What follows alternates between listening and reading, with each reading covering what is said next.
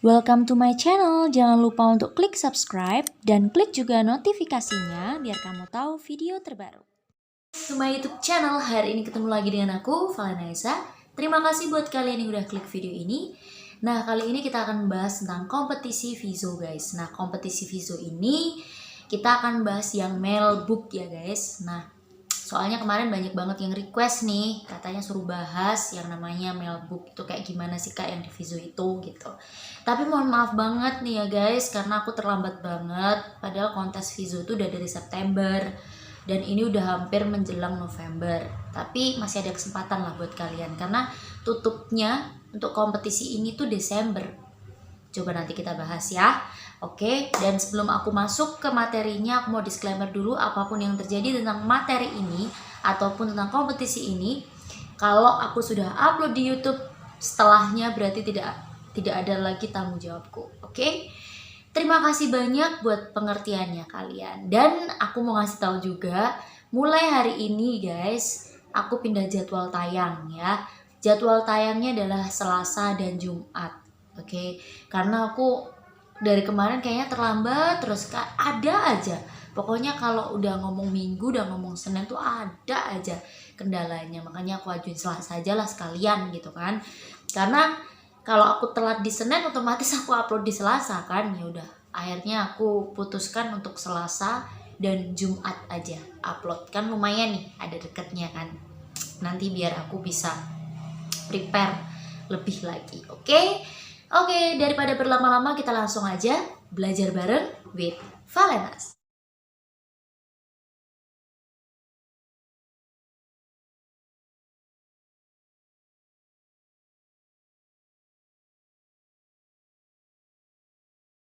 Bahas nih, kompetisi Vizo ini tuh mulai pendaftarannya adalah di 30 September sampai 30 Desember guys. Nah, untuk periode lombanya itu di 30 September sampai 25 Februari. Jadi masih lumayan lah, ada berapa bulan spare buat kalian ngejar nih gimana sih kompetisi Vizo yang satu ini ya kan.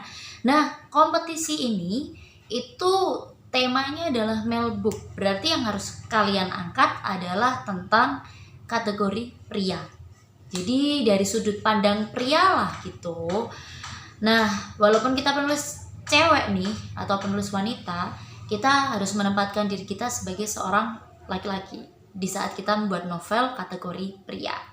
Oke, kita bahas dulu nih apa yang akan kita dapat kalau kita menang di kompetisi Vizo. Juara pertama, kamu akan mendapatkan $2.000, juara kedua kamu akan mendapatkan $1.500, dan juara ketiga kamu akan mendapatkan $1.000. Ya, kamu akan mendapatkan potensial reward. Nah, potensial reward ini kamu bakal dapat ketika kamu menulis 100.000 kata dan kamu masuk top 30 atau 30 besar gitulah.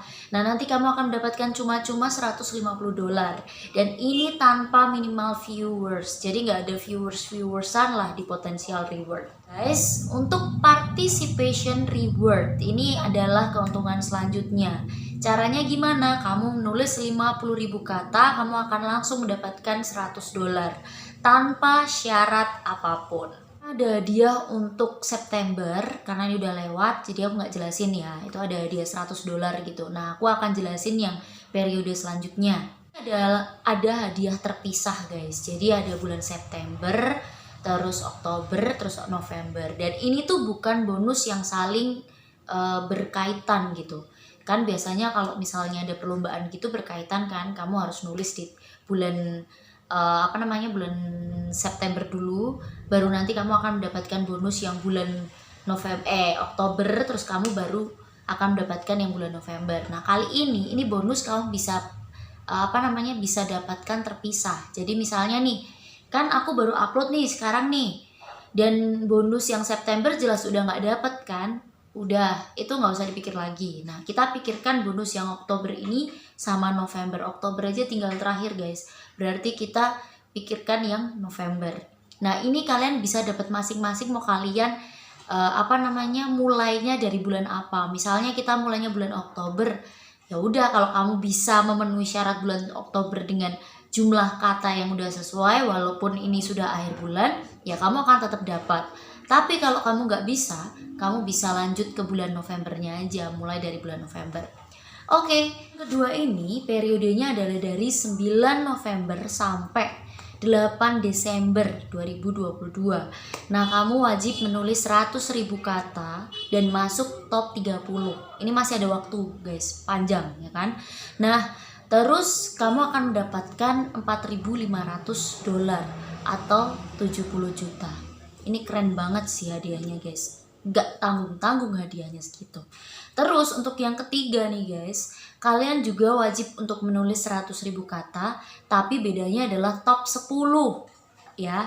Dan periode untuk yang ketiga ini adalah dari tanggal 9 Desember sampai 31 Januari. Masih panjang nih guys, kalian bisa persiapan ya kan. Nah itu kalian akan mendapatkan $12.100 atau setara dengan 180 juta. Bayangin sendiri, 10 besar top 10 itu 180 juta. Duit loh itu guys. Oke, kita lanjut. Guys, kalau kamu kepengen ikut kompetisi ini, caranya gampang banget. Kamu cuma cukup ajukan 5.000 kata ya kan. Terus kamu ajukan kontrak eksklusif, karena ini berlaku untuk kontrak eksklusif aja. Terus setelah itu kamu bisa mengajukan naskah lebih dari 1. Jadi kamu mau ngemajuin 3, 5 boleh. Tapi periode yang masuk yang terhitung itu dari tanggal 30 September sampai 30 Desember. Jadi periode itu kalian masukin ceritanya. Kalau misalnya nih kalian mau ngikutin kompetisi ini tapi kalian daftarnya sebelumnya, misalnya sebelum tanggal 30 September, itu nggak bisa dihitung guys. Jadi yang dihitung cuma di periode 30 September sampai 30 Desember itu. Oke, kalian para penulis yang kepengen ikut kompetisi ini, aku udah cantumkan di bawah ada nomor agensi yang bisa kalian hubungin. Di per April kemarin, di kontenku yang kemarin, yang per April Vizo gitu, itu juga udah aku kasih nomor agensi juga sama editor. Jadi ya kalau kamu masuk agensi itu pasti udah dapet editor akuisisi. Kamu langsung hubungin aja ke sana. Nanti kamu bakal dibantu gimana caranya jadi penulis Vizo. Oke, kita lanjut untuk yang selanjutnya. Ini kayaknya yang kepengen kalian bahas deh, tips-tipsnya gimana sih caranya menaklukkan kompetisi ini gitu kan. Nah itu kalau dari aku sih paling kita harus mempelajari mekanismenya. Kalian kepengen tema yang seperti apa gitu aja sih sebenarnya. Oke, kita lanjut. Sebelum kita lebih lanjut membahas tentang gimana sih tipsnya, terus temanya apa aja di Vizo. Nah, kalau kamu lagi cari bacaan nih guys, aku punya rekomendasi bacaan yang wajib kalian baca ya kan. Ini adalah Will Never Say Goodbye karya Adelia 17. Dan kalian bisa baca di bak kisah guys. Ceritanya tuh keren banget. Jadi ini aja penuh dengan plot twist lah istilahnya gitu. Jadi dia di blurbnya aja udah menarik. Soalnya ini tuh menceritakan seorang cewek yang dia itu kayak melarikan diri dari papa tirinya gitu karena takut digauli guys. Nah terus akhirnya di saat pelariannya inilah dia menemukan cinta sejatinya. Pokoknya ini tuh keren banget. Aku udah baca loh, beneran. Aku udah baca novel yang satu ini. Kalau kalian kepengen memiliki ide-ide lain gitu kan, kalian bisa baca-baca novel kayak gini loh guys. Jadi nanti pasti akan muncul idenya itu ketika kita baca.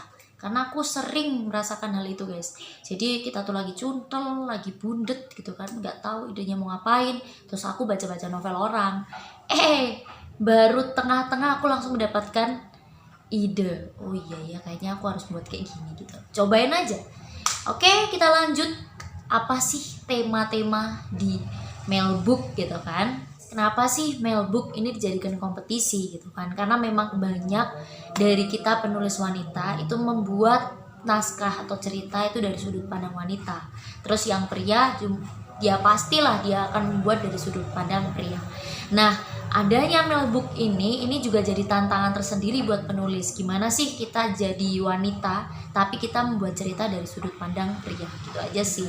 Nah, untuk dari segi pembaca guys, pembaca wanita itu cenderung bisa menerima cerita kategori pria maupun cerita kategori wanita.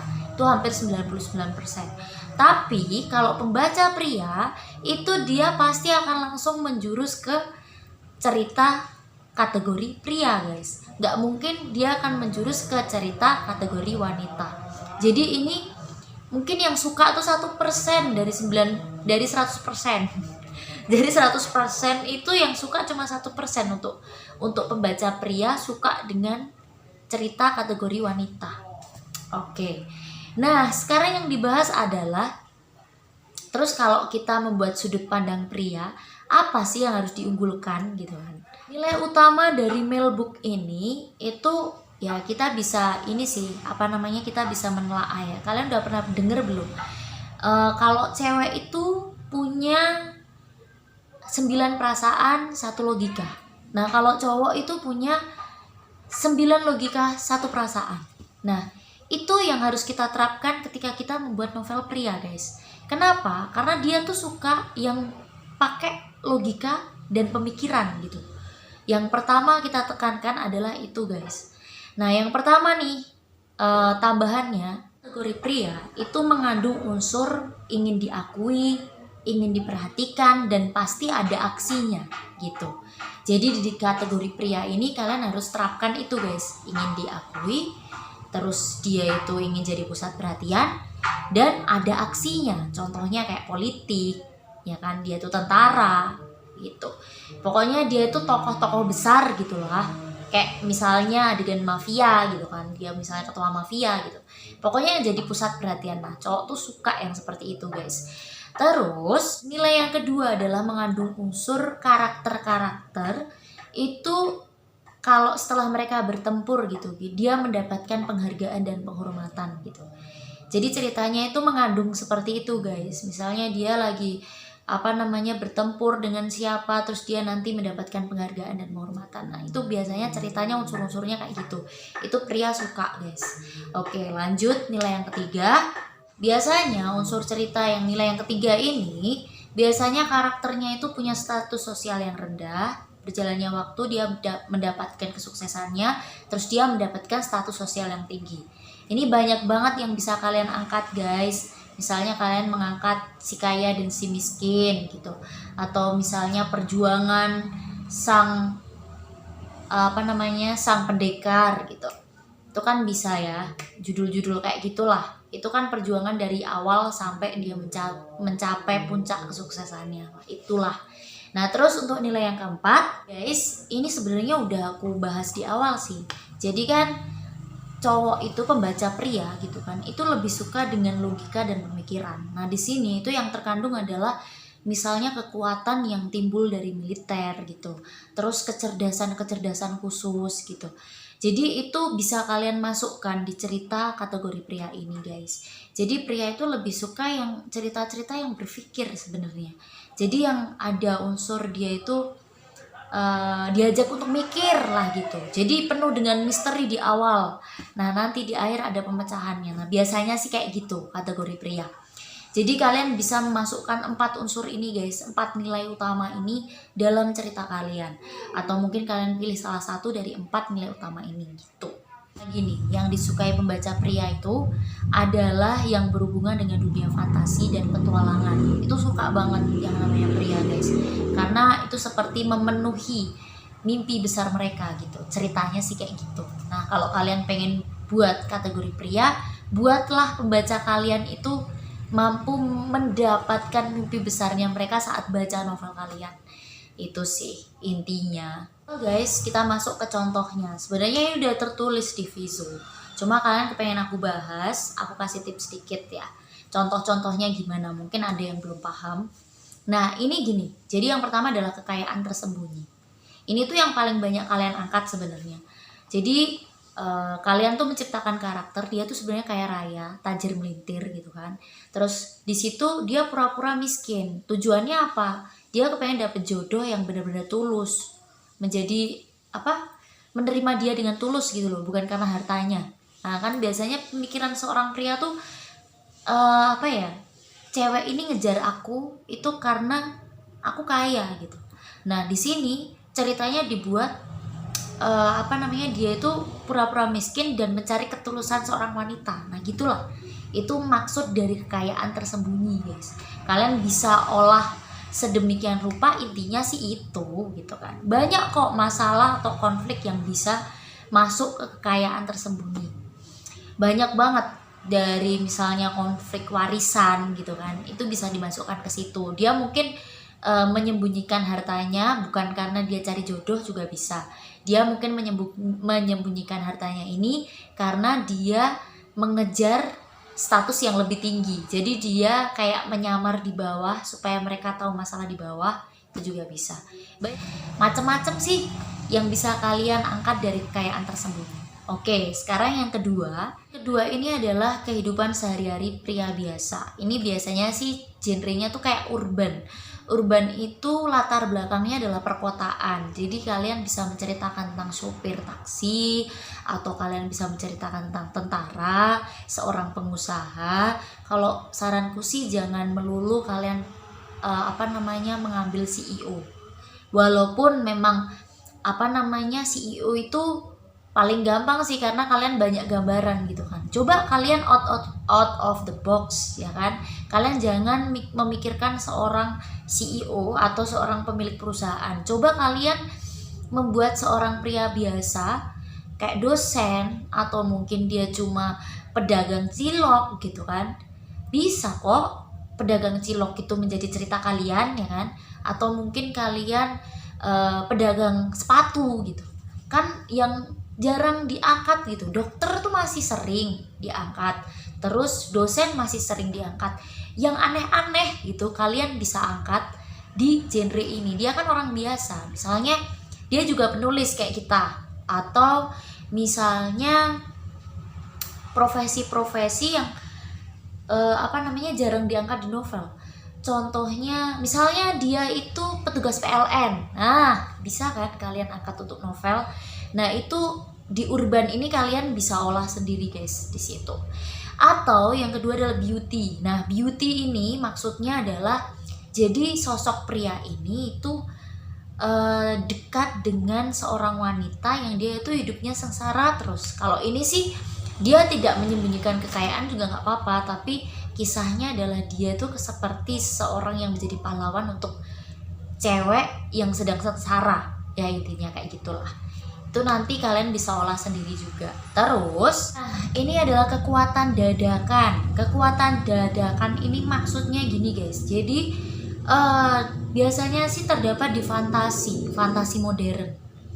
Kekuatan dadakan ini misal kamu buat tokoh pria ini tiba-tiba bisa nembus tembok gitu. Terus dia bisa ke dimensi lain. Nah, itu secara tiba-tiba. Nah, itu kalian harus pikirkan kenapa dia bisa nembus tembok. Terus alasannya kenapa? Oh, ternyata dia itu tadi minum ramuan apa gitu. Jadi dia bisa nembus tembok. Ya itu intinya seperti itu sih. Kalian bisa masukin dunia fantasi modern. Ini maksudnya gini. Dunia saat ini dan dunia fantasi itu dijadiin satu tuh bisa. Jadi kalian kalau misalnya kepengen buat cerita yang kayak gini, kalian tonton deh beberapa film-film Amerika atau beberapa film yang fiksi ilmiah. Nah, kalian coba cari ide-ide kalau kalian nonton fiksi ilmiahnya di Amerika, atau mungkin kalian suka drama Korea kan. Drama Korea itu banyak banget juga. Kalian bisa pakai alur-alur yang fantasi, yang kayak kehidupan modern dia, tapi dia masuk ke kehidupan masa lalu, tapi yang fantasi, bukan yang kehidupan masa lalu kerajaan. Oke, nah di sini kamu bisa olah sendiri guys untuk kekuatan dadakan itu. Banyak banget yang bisa kalian ambil dari cerita-cerita atau film-film atau komik. Nah itu banyak banget, apalagi yang berhubungan dengan fantasi modern. Banyak banget, kalian bisa cari di sana. Oke, selanjutnya ini yang terakhir adalah menjadi penguasa. Ini tuh biasanya terdapat di fantasi tradisional terus sama wuxia, ya kan? Ini tuh kayak kerajaan gitulah intinya. Kalau yang menjadi penguasa, ya kalian bisa buatlah. Genre mafia pun bisa masuk ke sini kalau kalian bisa mengolah menjadi penguasa. Jadi dia itu punya ambisi untuk menjadi seorang penguasa. Intinya kayak gitu sih untuk menjadi penguasa ini. Kamu bisa ambil kayak dia itu mengejar menjadi seorang perdana menteri mungkin, atau dia itu kepengen menjadi seorang raja gitu. Kalian bisa membuat cerita seperti itu guys. Kalian mungkin bisa tonton ini drama-drama Cina banyak banget tuh yang untuk menjadi penguasa ini. Drama Korea sih ada juga, tapi bukan tahun-tahun ini, tahun-tahun dulu. Banyak di tahun-tahun sebelumnya. Soalnya tahun ini tuh drama Korea kebanyakan yang modern sih. Tahu ya. Kelihatan banget penikmat drama Korea. Gak apa-apa sih ya guys, karena aku memang kalau aku nulis novel ya guys, jujur aku pasti akan nonton film. Nggak raketang ini apa namanya, aku ambil film Cina atau ambil film Korea gitu, atau aku tiba-tiba bisa nonton Thailand gitu. Nah sembari aku nonton, aku nulis guys, tapi bukan aku ngeblat ya, ngeblat pemikiran dari apa namanya, apa yang aku lihat, enggak, tapi nanti biasanya moodku itu akan muncul sendiri dan idenya itu akan muncul sendiri. Kalau aku kayak gitu guys, setiap aku nulis novel tuh pasti aku lagi nonton film apa gitu. Dan itu filmnya campuran, bisa aku nonton film Cina terus nanti aku nonton film Korea terus nanti aku nulis kayak gitu guys. Jadi sering-seringlah untuk baca, nonton film, baca komik gitu kan, itu akan sangat membantu untuk membuat novel kalian. Guys, sekian dulu yang dapat aku sampaikan hari ini. Semoga bermanfaat buat kalian yang punya pertanyaan. Kalau kalian belum paham dengan genre yang akan diikutkan ke kompetisi Vizo, atau mungkin ada pertanyaan mengganjal, kalian bisa langsung komentar aja di bawah, karena kalian bakal dapet jawabannya, karena aku sering mantau untuk komentar. Buat kalian juga yang punya ide-ide dan saran-saran buat aku, kalian juga bisa komentar di bawah. Terus kalau misalnya kalian barusan berkunjung ke channel aku, kalian bisa like videonya, terus kalian bisa subscribe dan klik notifikasinya biar kalian tahu kalau aku upload video terbaru. Dan jangan lupa untuk follow Instagram aku yaitu @valenas_, karena banyak banget informasi yang bakal aku sampaikan di sana, biasanya di story guys. Oke, dan terima kasih banyak banget buat kalian yang selalu nonton channel aku ya kan. Mohon maaf banget kalau ada kesalahan kata dan ucapan. Jaga kesehatan kalian, sampai jumpa di videoku selanjutnya. Bye bye.